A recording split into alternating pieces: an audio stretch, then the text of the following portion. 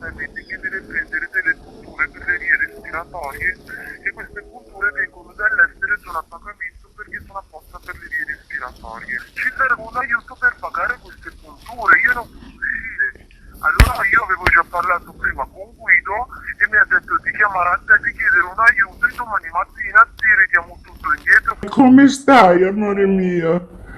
Oh, ma sto un po' meglio, però sto aspettando quel vaccino che ci danno la conferma per lunedì.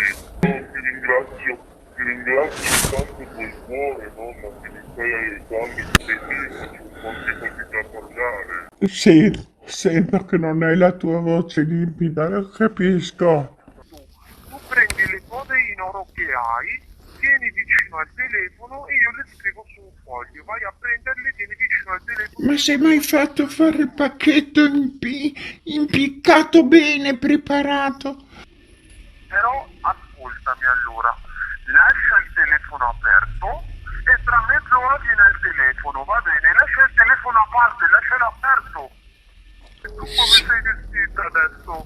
In qualche modo, come si è investita in casa? Ma no, che colore è? Che colore hai addosso? Nero, sono vestita di nero. Allora ascoltami, devi prendere quel sacchettino e scendere fuori per strada, fuori dal cancello per strada, perché là deve venire un operatore dell'ospedale che si chiama Bianchi.